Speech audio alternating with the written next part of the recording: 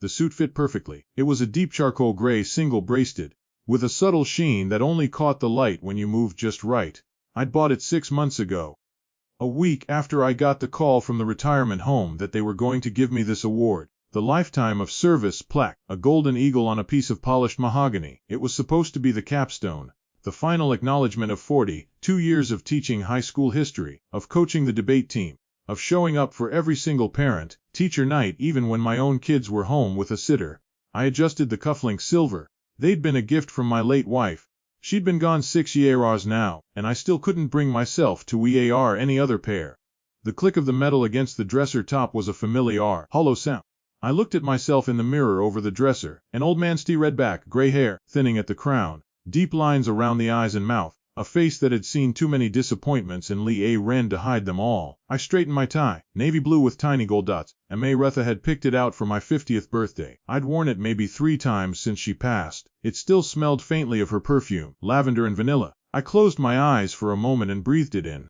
The room at the assisted living facility was decorated with balloons and a banner that said, "Congratulations, Frank." The residents were in their Sunday best, which for most of them meant a clean flannel shirt and a pair of slippers that hadn't seen the outside of their rooms in a week. I saw Mr. Henderson in the corner, already asleep in his wheelchair. Gable was telling the same story about her cat to a volunteer who was trying to be polite. It was a nice place, not fancy but nice.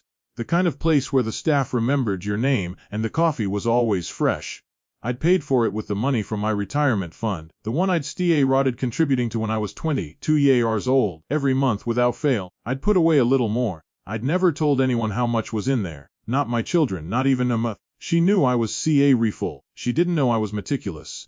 The ceremony was set for 2 o'clock. At 1:15 I went to the lobby to wait. I'd called my son Derek 3 times that week. He lived in a suburb about an hour and a half away. I'd reminded him about the date, the time, the address. I'd even offered to pay for his gas. He'd said, "Sure Dad, I'll try to make it. It's just that the kids have soccer practice, and Sarah's got a thing for work. I'll see what I can do." I'd heard that tone before.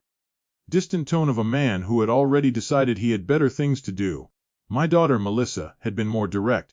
"Dade, I don't know why you're making such a big deal out of this. It's a plaque, it's not a Medal of Honor. I can't take a day off work for that. My boss is already on my case about my attendance." She was a receptionist at a dental office. She had called in sick twice in the past month because she had a hangover. I knew this because she'd posted about it on social media. I'd seen the photos. Late nights at bars, cocktails with umbrellas, laughing with friends. She had time for that. She didn't have time for me. I stood by the glass doors, watching the parking lot. The sun was bright, too bright. It made my eyes water. I blinked. I could feel the weight of the plaque in my hand. The mahogany was smooth and cold. I ran my thumb over the edge. 42 years of grading papers, of standing in front of restless teenagers, of trying to make history come alive for kids who didn't see a 42 years of showing up. I'd never missed a day, not one. Even when I had the flu, even when my back was so bad I could barely stand, I showed up. I showed up for everyone, for my students, for my colleagues, for my At 1, I was still standing by the glass doors. My hands were rotting to sweat in my pockets. I kept checking my watch, a cheap digital thing I'd bought at the drugstore. The second hand seemed to be moving backwards. I watched the parking lot fill up with the cars of the other residents' families. A granddaughter helped her grandmother out of a minivan. A son in a polo shirt pushed his father in a wheelchair. They laughed, they hugged. They looked happy to be there. I called Derek one more time. It went straight to voicemail. I didn't leave a message.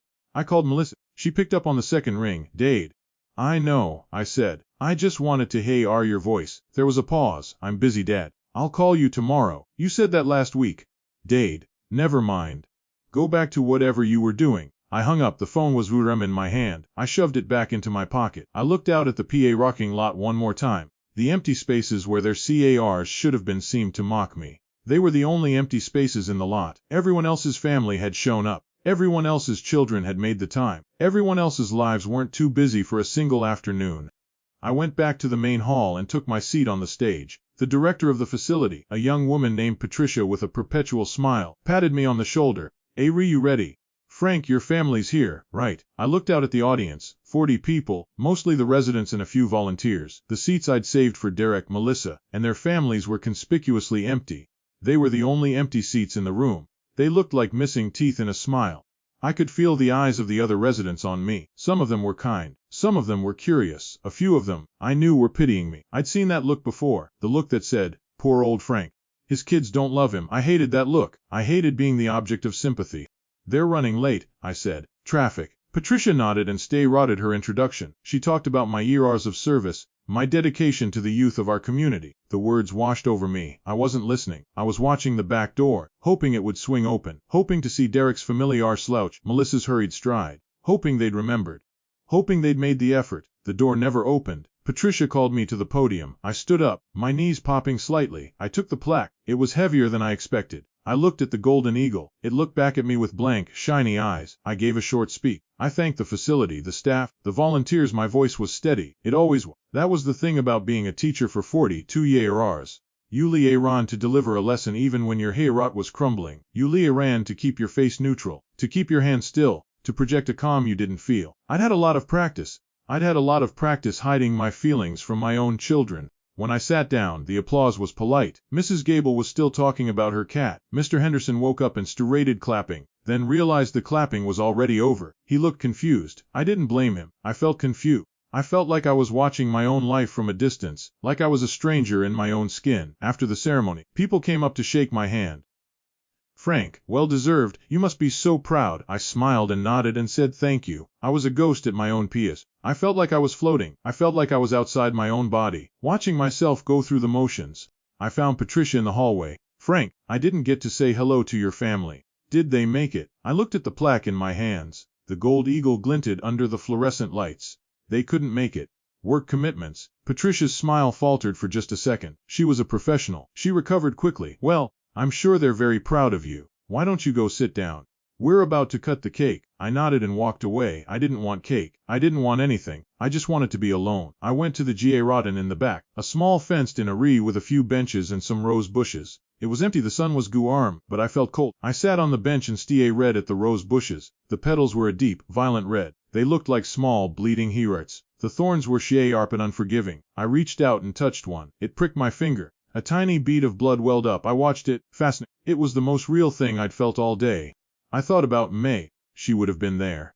She would have worn her green dress, the one that brought out her eyes. She would have squeezed my hand under the table and whispered, "You did it, Frank. You really did it." She always believed in me, even when I didn't believe in myself. She was the only one who ever really saw me. She saw the anger I buried, the disappointment I swallowed. She saw the man I could have been, the man I should have been. She saw through all the layers of politeness and duty and found the real me, the me I'd hidden away for so long. And then she was gone, and I was left with Derek and Melissa. I'd raised them alone. I'd worked double shifts during the summer to pay for Derek's baseball camp. I'd taken out a second mortgage to pay for Melissa's wedding. I'd co-signed on both of their CRs. I'd helped them with down payments on their houses. I'd been there for every birthday, every graduation, every little crisis. I'd been the rock, the steady, reliable, boring rock, the one who always said yes, the one who always bailed them out. I thought about all the times they'd called me, always when they needed something. Derek needed money for a new roof. Melissa needed a co-signer for a loan. Derek's wife needed someone to watch the kids on a Saturday night. Melissa's husband, Brad, needed a referral for a job. I'd given them everything I had. I'd given them my time, my energy, my savings. I'd given them my love. And what had they given me in return? Phone calls that lasted less than 5 minutes. Visits that were always cut short. Excuses. I remembered a Christmas 3 years ago. I'd cooked a turkey, the whole spread, mashed potatoes, green bean casserole, cranberry sauce from scratch. May. I'd set the table with the good china. I'd waited. They were supposed to arrive at 1. At 2, Derek called. His kids were tired. They weren't going to make it. At 3, Melissa called. She'd had a fight with Brad. She needed to stay home and work things out. I ate the entire turkey over the next week, a little at a time, each bite tasting like cold loneliness. I remembered a birthday 2 years ago, my 70th. I'd mentioned it casually, hoping they'd remember. They didn't. I got a card from Derek a week late. I got a text from Melissa the day after. It said, "Happy birthday, Dad. Sorry I'm late." I'd replied, "Thank you." I hadn't said anything else. I'd wanted to scream. I'd wanted to say, "I gave you everything. I gave you my whole life. And you can't even remember my birthday." But I didn't. I kept it inside. I always kept it inside. I sat on the bench and watched the light fade. The sun was still starting to set. The sky was a bruised purple, streaked with orange and red. It was beautiful. It was also sad.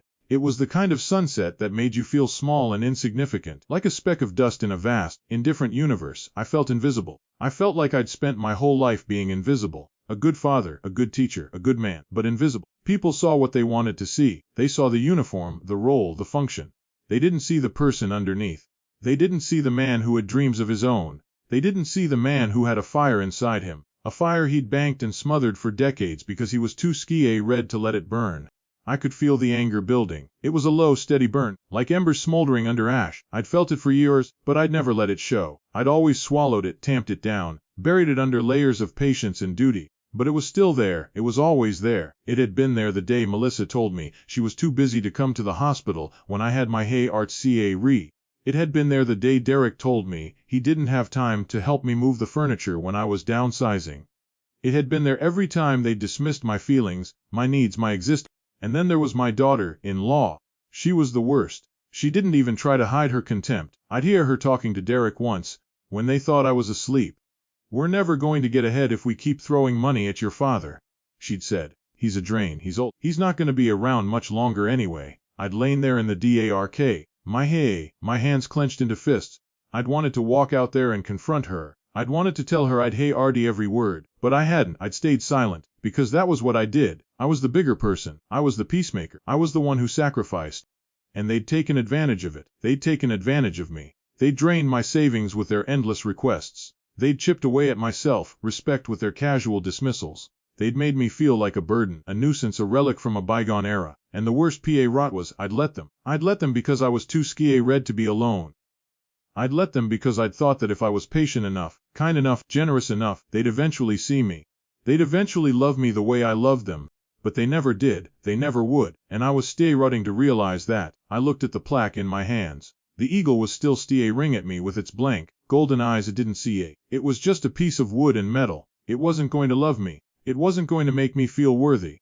It wasn't going to fill the emptiness inside me.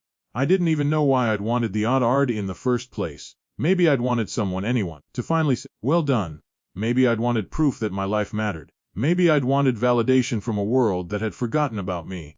But I wasn't going to get it, not from the retirement home, not from my children, not from anyone.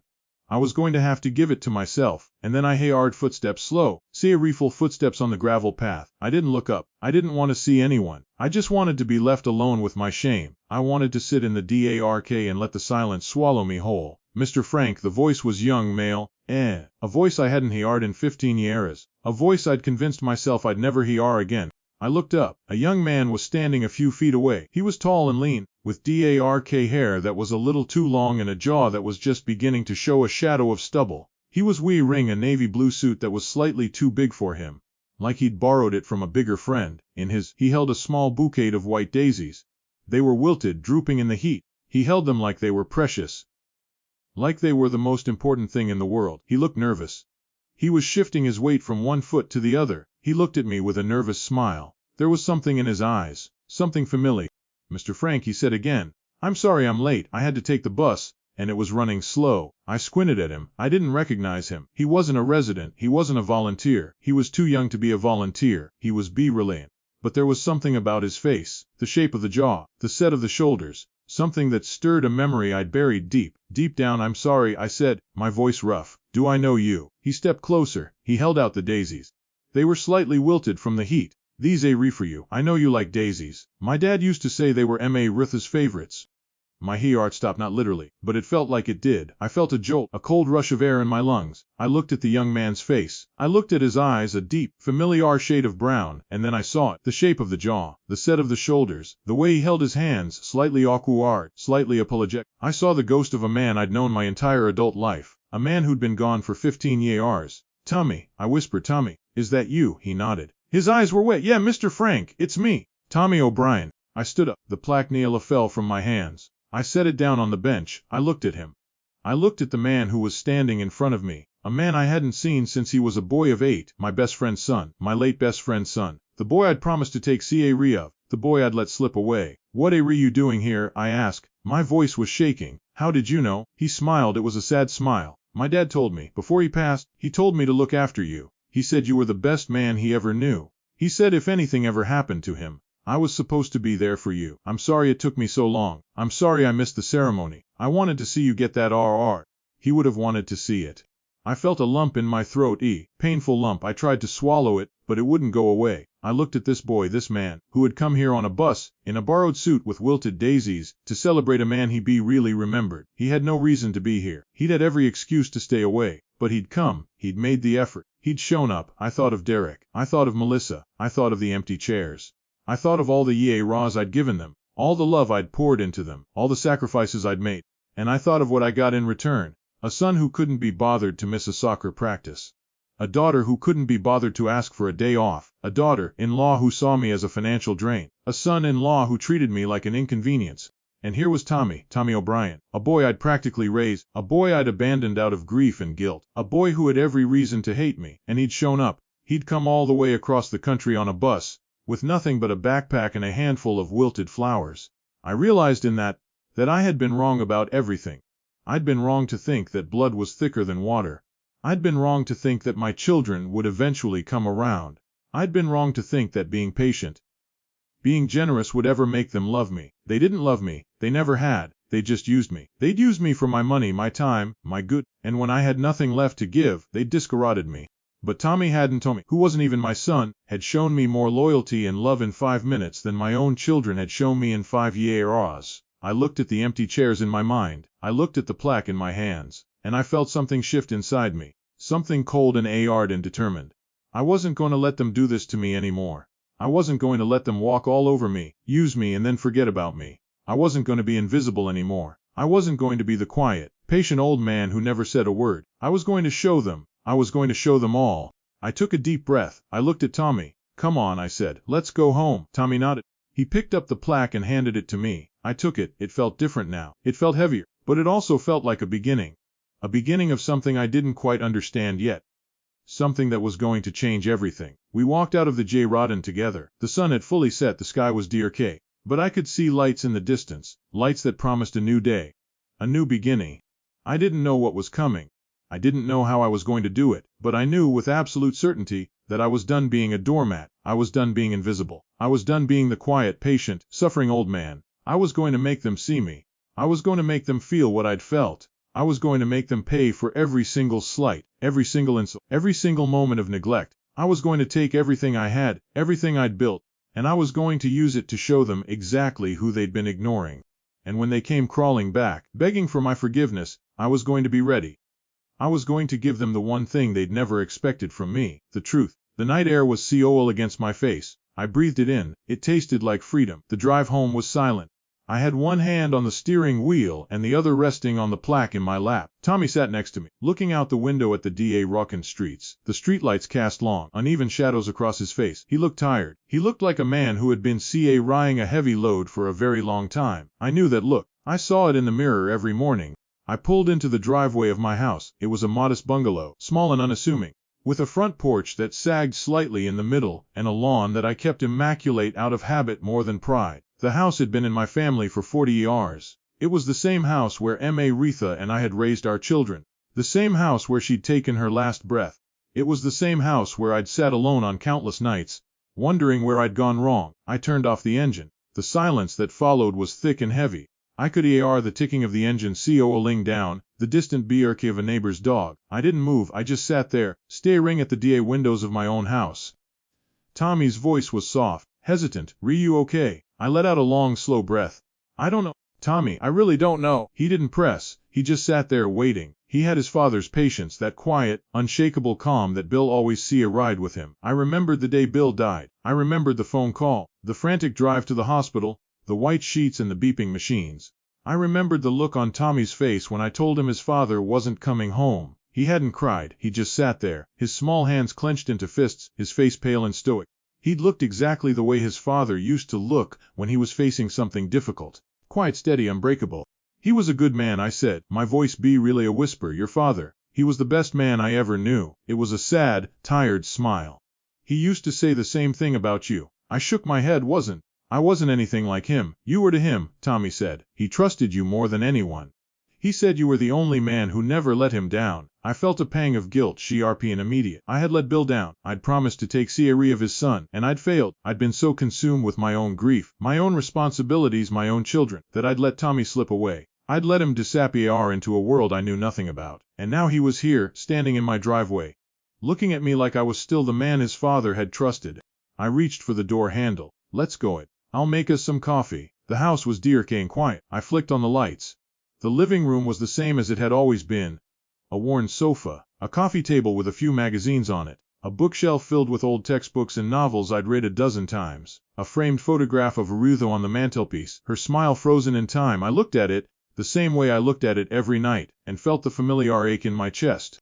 She was beautiful, Tommy said softly. He was standing behind me, looking at the photograph. Yes, I said, she was. She never got to see me grow up. I turned to look at him. He was looking at the photograph with a mixture of sadness and curiosity. I realized with a jolt that Tommy had barely known Marutha. He'd been 8 when she'd passed, the same age he'd been when his father died. He'd lost 2 parents in the same year, and I'd let him face that loss alone. I'm sorry, Tommy, I said. I'm sorry I wasn't there for you. I should have been.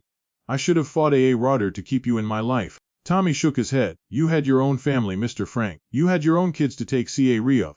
I don't blame you for anything, I said. I blame myself. Every day. He didn't say anything. He just walked over to the sofa and sat down. He looked around the room, taking in the details. I could see him looking at the old photos on the mantelpiece, the ones of Derek and Melissa as children, the ones of me and Rutha at our wedding. I could see him noticing the absence of recent photos, the absence of grandchildren, the absence of family. It's quiet here, he said. Yes, I agreed. It's always quiet. Does it bother you? I considered the question. It used to. Now I'm used to it. He nodded slowly. He looked at me with his father's eyes. My dad always said that silence was a gift. He said it gave you a chance to think. He said most people were too scared to sit with their own thoughts. He was right, I said. Most people. I walked into the kitchen and started making coffee. The beans were fresh. I'd ground them myself that morning, a small ritual I'd developed over the years. The smell filled the house. It was comforting, familiar. It was one of the few things that still felt like home. Tommy appeared in the doorway. Can I help with anything? I said. You're a guest. I don't want to be a guest, he said. I want to help. I looked at him. He was eager. He had the same look his father used to get when he wanted to prove himself. I said, get the mugs. They're in the cabinet above the sink. We moved around the kitchen in comfortable silence. It felt natural, having him there. It felt right.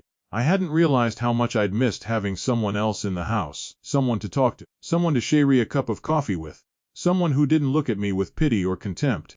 We sat down at the kitchen table with our coffee. The table was small, round, and covered with a checkered tablecloth that Rusa had bought at a yard sale decades ago. It was worn and faded, but I couldn't bring myself to replace it. It was one of the last pieces of her I had left. Tommy wrapped his hands around his mug. He looked at me over the rim. What happened, Mr. Frank, with your kids, I mean?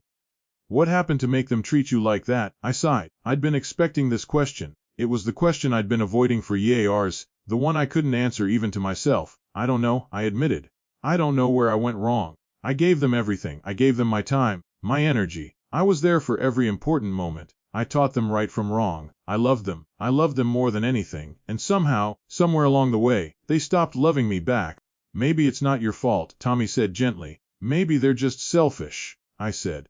But that doesn't make it hurt any less. I took a sip of my coffee. It was bitter, the way I liked it. I set the mug down and stared at the DRK liquid. They used to be different. When they were young, they were sweet. They used to run to me when I came home from work. They used to hug me and tell me they loved me. And then they grew up. They got lives of their own, and I became an obligation and inconvenience. Tommy was quiet. He was listening, really listening. It was something his father had been good at too. Melissa was the first to pull away. I continued. She got, and suddenly her husband's family became her priority. I understood that. I didn't expect to be the center of her life, but I expected, I don't know, a phone call now and then, a visit on my birthday.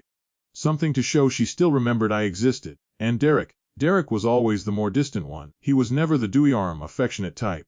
But he used to at least make an effort. He'd call me on Sunday. He'd come over for dinner once a month. And then Esra came along, and everything changed. I felt a familiar bitterness rise in my throat. My daughter-in-law. She's the one who turned him against me. She's the one who convinced him I was a burden. She used to say things to him. When she thought I couldn't she'd call me a drain on their finances. She'd say I was going to die soon anyway, so why waste money on me? Tommy's eyes widened. She said that, In so many. Yes, I took another sip of coffee, and Derek never defended me. He just stood there and let her say it. He stood there and let her treat me like garbage, and I let him. I let him because I was too scared to lose him. Do they know how much you've done for them? I laughed. It was a roosh, bitter sound. Do they know? They know. They've always known, they just don't see a re. They've taken everything I've ever given them, and they've never once said thank you. They think they're entitled to it. They think I owe them. I set my mug down and leaned back in my chair. I've given them thousands of dollars over the ARs. I've paid off their credit card debt. I've helped them buy CA. I've helped them with down payments on their houses. I've paid for my grandchildren's school tuition. I've given them everything I had, and what do I get in return?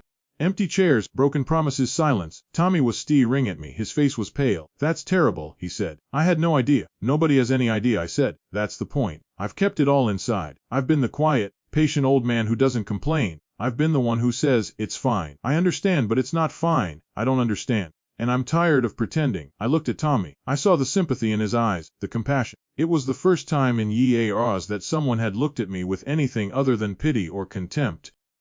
You know what they think of me? I asked. They think I'm weak. They think I'm a pushover. They think I'll never stand up for myself. They think I'm a pathetic old man who's going to die alone and leave them everything. Tommy's jaw tightened. But you're not weak. No, I said. I'm not, and I'm done pretending I am. I stood. I walked to the mantelpiece and picked up the photograph of M.A. Rotha. I looked at her face, her kind eyes, her gentles. I've spent my whole life being the bigger person.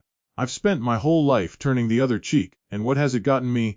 Nothing but pain. Nothing but humiliation. I set the photograph down. I turned to face Tommy. I'm going to change things, Tommy. I don't know how yet, but I'm going to change them. My children think they can walk all over me. They think I'm a doormat. They think I'm going to give them everything I have and then die quietly in a corner. But they're wrong. Tommy stood up. What are you going to do? I'm going to show them who I really am, I said. I'm going to show them that I'm not the weak, helpless old man they think I am. I'm going to show them that I have power. I have resources, I have a voice, and I'm not going to let them use me anymore. Tommy took a step closer. How can I help? I looked at him. I saw his father in his eyes. I saw the loyalty, the determination, the quiet strength. I saw the son of my best friend, the boy I'd let slip away, the man who had come back to find me. You're already helping, I said, just by being here, just by reminding me that not everyone in my life is a disappointment. Tommy smiled. It was a small smile, but it was genuine. I'm not going anywhere. I'm here for as long as you need me. I nodded. I felt the weight of the day lifting, just a little. I felt something I hadn't felt in years. Hope, I said, because I have a lot of work to do. And I'm going to need someone I can trust. The night was still young. The house was still quiet. But for the first time in a long time, I didn't feel alone. I had Tommy. I had a purpose, and I had a plan. It was only the beginning. But it was a beginning. I sat back down at the table. I looked at Tommy. Tell me about your life, I said. Tell me everything I missed. And as he began to talk, I listened. I listened the way his father used to listen. I let his words wash over me, filling the silence of my empty house. And I felt for the first time in years that I was part of something again, that I mattered, that I was more than just an old man with a plaque and a handful of bitter memories. The road ahead was long, but I was ready. I was ready to face it. I was ready to change everything. The next morning I woke before the sun. It was a habit I couldn't break. Even on the rare nights I managed to sleep soundly. I lay in bed for a long moment, staring at the ceiling, listening to the sound of Tommy's soft breathing from the guest room. It was a comforting sound. It reminded me that I wasn't alone anymore. It reminded me that I had a reason to get out of bed. I padded into the kitchen and put on the coffee. The house was CO. The morning air still ca-ring the chill of the night. I wrapped my hands around the deux-arm mug and sat at the kitchen table, watching the first pale light creep through the window. The checkered tablecloth was faded, but I could still see the pattern clear.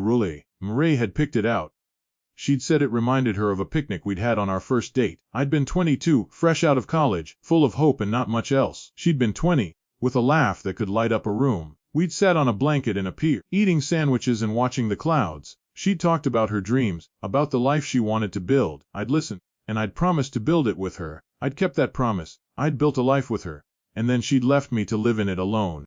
I was so lost in my thoughts that I didn't hear Tommy come in. He appeared in the doorway, his hair mussed, his eyes still heavy with sleep. He was wearing the same rumpled clothes from yesterday. Good morning, he said, his voice rough. Good morning, I replied. Coffee's on the counter. He poured himself a cup and sat down across from me. He didn't say anything for a long moment. He just sat there staring into his mug, his fingers wrapped around the ceramic. You look like you've got something on your mind, I said.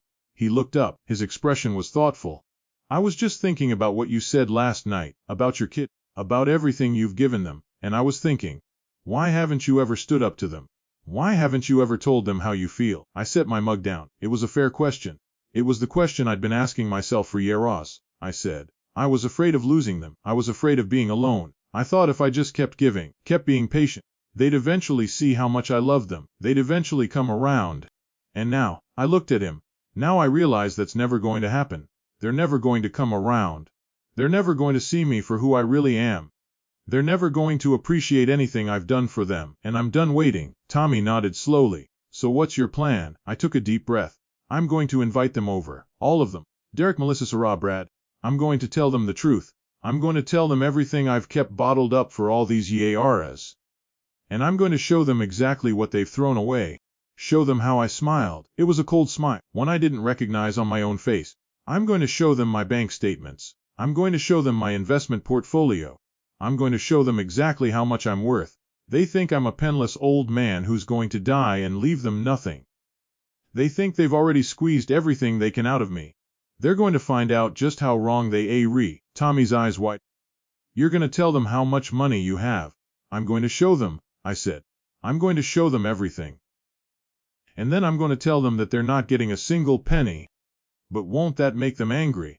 I shrugged, but I don't see a ray anymore. I'm done being afraid of their anger. I'm done being afraid of anything. Tommy sat back in his chair. He looked at me with a mixture of surprise and admiration.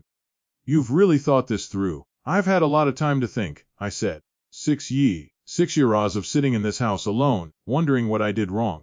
I've had plenty of time to think, but why now? Tommy asked. What changed? I looked at him.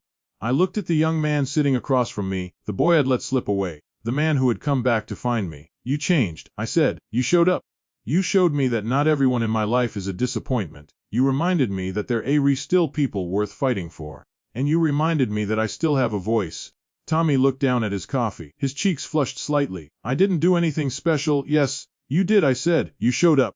That's more than my own children ever did. The silence stretched between us. It was a comfortable silence. The kind that didn't need to be filled with words. Finally Tommy's. When are you going to do it? Tonight, I said. I'm going to call them this morning. I'm going to tell them I need them to come over for dinner. I'm going to tell them it's important. What if they don't come? I smiled. Come. They'll come because they think I'm going to give them something. They'll come because they're greedy. They'll come because they can't resist the possibility of getting more money out of me. Tommy nodded slowly. He looked like he was about to say something, but he stopped himself. What? I asked. He shook his head. Nothing. It's just, this is going to change everything. It is. And for the first time in a long time, I'm ready for it. I spent the morning making phone calls. Derek was first. He was hesitant, as he said he had plans with Sarah and the kids. I told him it was urgent. I told him it was about my will. I told him I needed to discuss some important financial matters. That got his attention. He said he'd be there. Melissa was, she said she was too busy. She said she couldn't just drop everything for a dinner. I told her the same thing I told Derek. I told her it was about my will, about the inheritance. She went quiet. Then she said she'd try to make it. I told her it wasn't a request. I hung up before she could argue. After the calls, I went into the study. It was a small room at the back of the house, filled with boxes and old furniture. I hadn't spent much time in there since Marisa died. It reminded me too much of her. She'd used it as her sewing room. She'd spent hours in there, making curtains, mending clothes, humming to herself. I could still hear her humming sometimes, a faint echo in the walls. I moved a box out of the way and opened the filing cabinet in the corner. It was full of old paperwork, receipts, tax documents. I pulled out a thick folder. It was labeled Investments. I opened it. Inside were decades of statements, bank records, stock certificates. I'd rotted investing in my 30s. C.A. Riefel quietly, never telling anyone. Emma Rudd had known I was C.A. Riefel with money, but she'd never known the extent of it. Neither had my children. They'd always assumed I was just a retired teacher with a modest pension. They had no idea. I looked at the numbers. They were impressive. More than impressive. They were life-changing. I'd built a fortune over the years, a fortune my children knew nothing about. I'd done it for them, in a way. I'd done it so they'd never have to worry about money.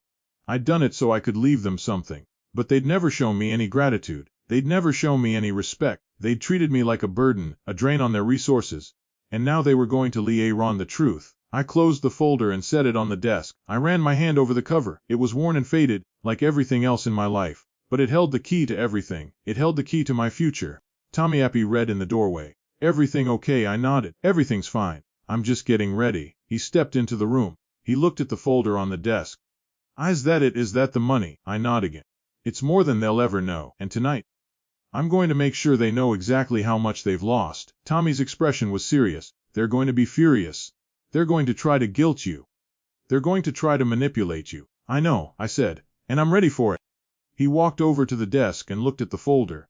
What do you need me to do? I need you to be here, I said. I need you to be a witness. I need you to remind me, when I stare to doubt myself, that I'm doing the right thing. Tommy looked at me. He had his father's eyes, steady and unwavering. I'll be here. Promise. I spent the rest of the afternoon preparing. I cleaned the house, set the table, stayed a COO King. I made a roast, the same one I'd made for Derek's birthday last year. He'd be really touched it. He'd been too busy talking about his new job, his new CAR, his new line. He'd be really acknowledged me. I hadn't said anything. I just sat there, watching him, feeling invisible. Tonight was going to be different. Tonight, I was going to be seen at 5 o'clock. I heard RDSR pull into the driveway. I looked out the window. It was Derek's CAR, a shiny new SUV, followed by S.A. Ra and their 2 children. S.A. Ra was dressed to impress, in a designer blouse and expensive jeans. She was already looking at the house with a critical eye, like she was evaluating its worth. I opened the door before they could knock. S. Ra, come in. Derek gave me a tight smile. Hey Dad, you said it was urgent. Come in, I repeated. We'll talk when everyone's here. Sizing her out. Who else is coming? Melissa and Brad, I said. I want to talk to the whole family. Derek and Asara exchanged a glance. I could see the calculation in their eyes. They were trying to figure out what I was up to. They were trying to figure out how to get what they wanted. I led them into the living room. The children, my grandchildren, ran to the sofa and stay-rotted playing on their phones. They didn't even say hello. I watched them for a moment, feeling a familiar ache. They were strangers to me. I'd given them presents on their birthdays, paid for their school supplies, sent them money for vacations, but they didn't know me. They didn't see Rita know me. Melissa and Brad arrived a few minutes later. Melissa was wearing a tight dress and too much makeup. Brad looked uncomfortable, like he'd rather be anywhere else. They walked in and took seats on the opposite side of the room from Derek and S.A. Ra. They'd always been competitive. They were always trying to outdo each other, get more from me. I stood in the center of the room, looking at them, my family, my children, my grandchildren. They looked back at me with impatience, with entitlement. I could see it in their faces. They were waiting for me to give them something. They were waiting for me to hand over my money, my house, my legacy. And for the first time, I didn't feel guilty. I felt something else. I felt power. Thank you all for coming, I said. My voice was steady. I know you're all very busy. I wouldn't have asked you here if it wasn't important. Melissa crossed her arms. So what is it? Dade, what's so important that you dragged us all the way out here on a weeknight? I looked at her. I saw the impatience in her eyes, the resentment. I wanted to tell you something, I said. Something I've been keeping to myself for a long time. Derek leaned forward. What is it? I walked to the side table and picked up the folder. I held it up so they could all see it. This, I said. I want to show you this. I opened the folder. I pulled out a stack of bank statements, investment records, property deeds. I spread them out on the coffee table. The room went silent. I could hear the faint ticking of the clock on the wall. What is all this? Sarah asked. Her voice was sharp, suspicious. I looked at her. I looked at all of them. This is what you've been waiting for. This is my inheritance. This is my will. This is everything I've built over the past 40 years. Melissa stood up. She walked to the coffee table and picked up a statement. Her eyes widened. She picked up another. Then another. Is this real? She whispered. Every penny. I said. It's all real. Derek stood up. He grabbed a stack of papers and flipped through them. His face went pale. Dad, he said. His voice hoarse. How is this possible? Where did all this come from? I invested smoothly. I lived mott. I never spent what I didn't need. And I never told anyone. S.A. Ra was staring at the paper. Her expression was a mixture of shock and greed. Why didn't you tell us? I looked at her. Because you never asked. You never wanted to know. You only ever wanted to take. The room fell silent. The air was thick with tension. I picked up the folder. I looked at my children, my grandchildren. I saw the hunger in their eyes, the desperation. I saw the truth they'd been hiding. They didn't love me. They'd never loved me. They'd only ever loved what I could give them. This is everything, I said. Everything I've worked for. Everything I've saved. And I want you to know that none of it is going to you. The silence stretched. Then Derek spoke. His voice was sharp, incredulous. What do you mean? I mean what I said, I replied. Not a single penny. Not this house. Not my CAR. Not my savings. None of it. Melissa's face contorted. She slammed the papers down on the table. You can't do that. We're your children. It's our birthright. I looked at her. I felt nothing but cold indifference. Birthright, I repeated. Is that what you think this is, a birthright? You think you're entitled to everything I've earned, everything I've sacrificed? Yes, she shouted, you owe us. You're our father. I owe you nothing, I said. I gave you everything. I gave you my love, my time, my money, and you threw it all away. You treated me like a burden, like an inconvenience. You didn't show up for me. You never showed up, not once. Derek stepped forward. His face was red with anger. You can't do this, Dad. You can't just cut us off. I looked at him. I looked at his wife, his children, his sister. I looked at the family I'd built, the family that had abandoned me.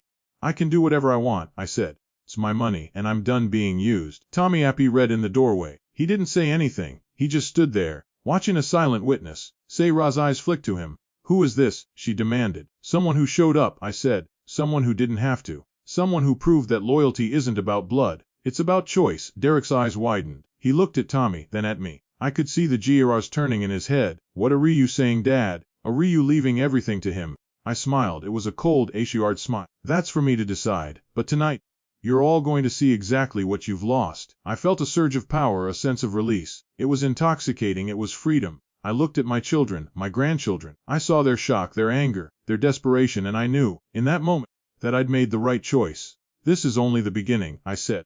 There's more to come. The room erupted into chaos. Everyone started talking at once, shouting. A rigging. I stood in the center of it, calm and unmoved. I had finally found my voice, and I wasn't going to lose it again. The shouting lasted for nearly 10 minutes. Derek was pacing the living room, his face blotched with red. Sarah had her arms crossed, her lips pressed into a thin A-yard line. Melissa was though I suspected the TARs were more for the money she'd just lost than for any genuine sorrow. Brad stood behind her, looking uncomfortable, his hands shoved deep into his pockets. My grandchildren had stopped playing on their phones. They were staring at the adults with wide, confused eyes. I stood in the center of it all, my hands clasped behind my back, my expression. I felt like I was watching a play, a drama I'd seen 1,000 times before. The players were the same. The script was the same, only this time, I'd rewritten the ending. How can you do this to us? Melissa wailed. She was clutching a crumpled tissue, dabbing at her eyes. We're your family. We're the only family you have. I looked at her. You're not the only family I have, I said quietly. You just think you are. Derek stopped pacing. He turned to face me, his eyes bleak. What's that supposed to mean? Who else is there? Who else could possibly matter more than your own children? I glanced toward the doorway. Tommy was still standing there, silent and watchful. I nodded at him. He stepped into the room. This is Tommy O'Brien, I said. He's the son of my best friend Bill. Bill passed away 15 years ago. I promised him I'd look after Tommy. I failed to keep that promise. But Tommy never forgot me. He came back. He showed up. He did what none of you were willing to do. Derek stared at Tommy. His expression shifted from confusion to recognition. O'Brien, Bill O'Brien. The guy who died in that construction accident. The same, I said. Tommy was 8 years old when his father died. I was supposed to be there for him. I wasn't. And I've ride that guilt with me every single day. Cesse Rosais en a road. You're going to give all your money to this stranger, to some kid you haven't seen in 15 years. Tommy spoke for the first time. His voice was calm, steady. I'm not here for his money. I didn't even know he had money. I came here because my father told me to. He told me that Frank Murphy was the best man he ever knew, and if I ever needed help, I should come to him. I didn't come here to take anything. I came here to be there for him. Melissa let out a bitter laugh. Oh, that's rich. You show up out of nowhere, pretending to be the long-lost son, and you expect us to believe you don't want anything. I don't expect anything, Tommy said. I just wanted to see him. I wanted to thank him for everything he did for my dad, for everything he did for me. The room fell silent. The tension was palpable, thick enough to cut with a knife. I could see the GARs turning in my children's heads. They were trying to figure out how to turn this situation to their advantage. They were trying to find a way to get what they wanted. Derek stepped closer to me. His voice was low, controlled. Dad, let's be reasonable about this. We're your family. We've always been there for you. We've always supported you. I raised an eyebrow. Supported me? When have you ever supported me? When have you ever done anything for me that didn't come with a price tag? Derek's jaw tightened. We've visited you. We've called you. We've done everything we could to make sure you were okay. Visited me, I repeated. You visit me once a year, if that. You call me when you need something. You've never once asked how I was doing. You've never once shown any interest in my life, my feelings, my need. You only see about what I can give you. Sarah stepped forward. Her voice was sharp, cutting. That's not true. We've always read about you. We've always wanted what's best for you. What's best for me? I laughed. It was a hollow, bitter sound. You wanted what's best for you. You wanted my money. You wanted my house. You wanted me to die quietly so you could inherit everything without having to lift a finger. Melissa gasped. Dad, how can you say that? Because it's true, I said. I've heard every conversation, every whispered complaint, every arraignment about how much of a burden I was. I've heard Sarah call me a drain on their finances. I've heard Brad say I was a waste of space.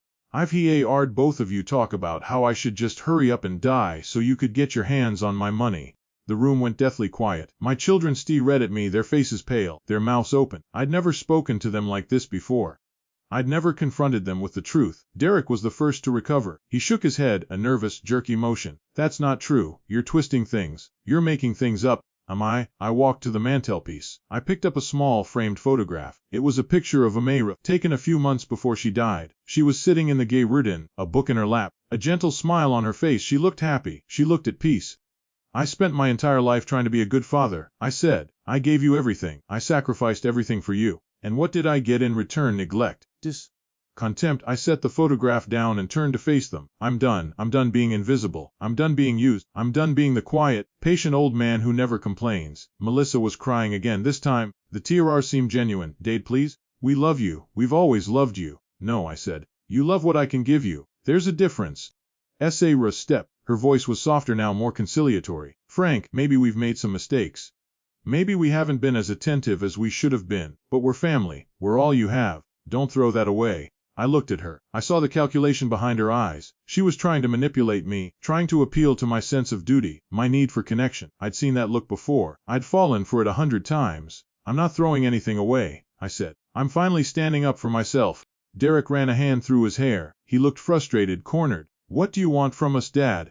What do you want us to say? I looked at him. I looked at all of them. I want the truth. I want you to admit that you've been using me.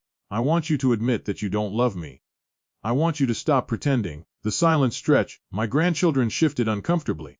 They were old enough to understand the tension, young enough not to know how to handle it. Finally Derek spoke. His voice was quiet. Dad, I don't know what you want me to say. I love you. I got busy. I got caught up in my own life. I didn't mean to neglect you. I repeated, you're always busy. Everyone's always busy. Busy with work, busy with the kids, busy with life. But you always find time for the things that matter. You find time for the people you love. And you've never found time for me. Derek looked down at the floor. He couldn't meet my eyes. I turned to Melissa. And you've always been too busy. Too busy with work. Too busy with your friends. Too busy with everything except your father. You couldn't even be bothered to show up to my retirement ceremony. You couldn't even be bothered to send a card. Melissa sobbed. I'm sorry, Dad. I'm so sorry. I shook my head. Sorry isn't enough. Sorry doesn't erase years of neglect. Sorry doesn't make me feel like I matter. The room was silent. I could hear the ticking of the clock, the faint hum of the refrigerator from the kitchen. It was the same silence I'd lived with for 6 years, but now it felt different. Now, the silence was mine to control. I walked to the coffee table and picked up the folder. I held it up. This is everything I have, everything I've worked for, everything I've saved, and none of it is going to you. Sarah stepped forward. Let's talk about this. Let's work something out. There's nothing to work out, I said. I've made my decision, and I'm not changing my mind. Melissa wiped her eyes. Her voice was trembling. What about the grandchildren? What about them? Don't you want to help them? Don't you want to see them succeed? I looked at my grandchildren. They were sitting on the sofa, their phones forgotten, their faces confused. They were innocent. They hadn't done anything wrong, but they were products of their parents' influence. They'd been taught to see me as a resource, not as a person. I love my grandchildren, I said. I've always loved them. I've given them presents. I've paid for their school. I've done everything I could to give them a good life. But I'm not going to let them be used as pawns. I'm not going to let their parents manipulate me through them. Derek's face twisted. So that's it. You're just going to cut us all off. Yes. That's exactly what I'm going to do. The room erupted again. Ra was shouting. Melissa was crying. Derek was pacing back and forth, muttering under his breath. Brad was trying to calm everyone down. The chaos was overwhelming. But I didn't feel overwhelmed. I felt calm. I felt the weight of years of silence lifting from my shoulders. Tommy walked over to me. He put a hand on my shoulder. Are you okay, Mr. Frank? I looked at him. I saw the concern in his eyes, the genuine Ari. He wasn't like them. He was different. He was the son I should have had. I'm fine. I've never been better. My children were still arguing. They were fighting about the money, about the house, about who deserved what. They were already dividing up my assets. Even though I'd told them they weren't getting anything, it was a habit they couldn't break. I walked to the door and opened it. I think it's time for you to leave, I said. Derek stopped pacing. He stared at me. You're kicking us out. I'm asking you to leave, I said. There's a difference. Melissa gathered her things. She was still crying, but her sobs had quieted. She walked to the door. She paused in front of me. Dad, please. Give us another chance. I looked at her. I saw the desperation in her eyes, the same desperation I'd seen 1,000 times before. She was trying to manipulate me. She was trying to find the right words to change my mind. Goodbye, Melissa. She flinched. She opened her mouth to say something, but the words wouldn't come. She walked out the door. Brad followed her. Derek and Esra were the last to leave. Esra. She didn't bother to hide it. She glared at me as she walked past, her eyes full of venom. Derek paused at the door. He looked at me. He looked at Tommy. He opened his mouth to speak, but I cut him off. Goodbye, Derek, I said. He didn't say anything. He just walked out. I closed the door behind them. I leaned against it, my heart pounding, my breath coming in short, shallow gasps. I'd done it. I'd actually done it. I'd finally stood up to them. Tommy was watching me. His expression was worried. "Are you really okay?" I nodded. I took a deep breath. I pushed off from the door. "I'm better than okay," I said. "I'm free." The silence in the house was different now. It wasn't the silence of loneliness. It wasn't the silence of despair. It was the silence of a new beginning. I walked to the mantelpiece. I picked up the photograph of Amrita. I looked at her face, her gentle smile. "I did it, Manerath," I whispered. "I finally did it." I felt Tommy's hand on my shoulder. "You did the right thing, Mr. Frank." I turned to look at him. I saw his father in his eyes. I saw the loyalty, the love, the strength. I saw the son I should have had. "Thank you," I said. "Thank you for being here. Thank you for showing me that I still matter." Tommy smiled. "You've always mattered." "Frank, you just forgot." I nodded. I felt TR's prick at the corners of my eyes. I blinked them back. "Come on," I said. "Let's get some dinner. I think we've ranned it." We walked into the kitchen together. The house was quiet, but it wasn't empty. It was filled with hope. It was filled with possibility. And for the first time in years, I felt like I was exactly where I was supposed to be. The morning after the confrontation, I woke before dawn as always, but this time, I didn't lie in bed staring at the ceiling. I got up, I made coffee. I walked to the front door and stepped outside onto the porch. The sky was just beginning to lighten, a pale wash of gray and pink spreading across the horizon. The air was cool and fresh, raying the scent of dew and damp earth. I sat down on the old wooden swing that Rutha and I had bought together at a flea market 40 years ago. The chains creaked softly as I rocked back and forth. I could feel the morning breeze against my face. It was quiet, peaceful. I heard the screen door creak open behind me. Tommy stepped out, a mug of coffee in each hand. He handed one to me and sat down on the swing beside me. "Couldn't sleep?" he asked. "I slept better than I have in years," I admitted. "I just woke up old habits." We sat in silence for a while, watching the sun climb higher, painting the sky in shades of gold and amber. The birds were rotting to sing. A squirrel scurried across the lawn, paused, and then rotted up an oak tree. Tommy took a sip of his coffee. "I've been thinking," he said slowly, "about what you said last night, about the money, about the inheritance." I turned to look at him. "What about it?" "I don't want it," he said. "I mean it. I came here for you, not for your money." I felt a werewolf spread through my chest. It wasn't the warmth of pride, but something deeper, something that felt like gratitude. "I know you did, Tommy. I've never doubted that for a second," he nodded. "But I also think you should reconsider what you said to your kids. I'm not saying you should give them everything. I'm not saying you should let them walk all over you, but I think maybe there's a way to help them without letting them use you." I looked at him. He had his father's eyes, those steady, thoughtful eyes that always saw straight to the heart of things. "What do you mean?" He took a deep breath. "I mean, the money isn't going to make them better people. You cutting them off isn't going to teach them anything except how to hate you. But maybe if you set some conditions, some real conditions, you could actually help them change." I was quiet for a long moment. I thought about my children, Derek, with his defensiveness and his inability to admit he was wrong. Melissa, with her entitlement and her desperate need for approval. Sarah, with her cold calculation, with his passive complicity. They weren't monsters, they were just lost. They'd been raised to believe the world owed them something, and they'd never ran to be grateful. I'd taught them that, in my own way. I'd taught them that I would always be there. I'd taught them that they could take and take and take, and I would never say no. That was my fault. My own children were exactly what I'd raised them to be. I set my coffee mug down on the porch railing. "I'll think about it," I said. "I'll think about what you said." Tommy smiled. It was a small smile, but it was genuine. "That's all I ask." The rest of the morning passed quietly. Tommy helped me tend to the garden. We pruned the rose bushes, pulled up weeds, watered the vegetables. It was simple work, but the soil was cool and deep, rich with the smell of earth. I dug my fingers into it, feeling the texture, the dampness. It reminded me of the garden Moore had loved, the one we'd planted together in our first year of marriage. She'd had a green thumb, a gift for making things grow. I'd always been a little jealous of that. I'd never quite had her touch.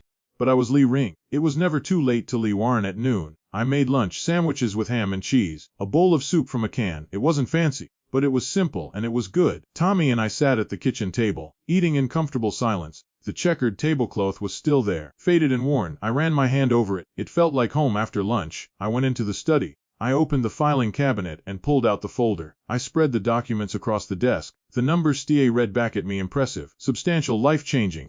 I thought about what Tommy had said, about setting conditions, about helping them change. I picked up the phone and dialed Derek's number. He answered on the second ring.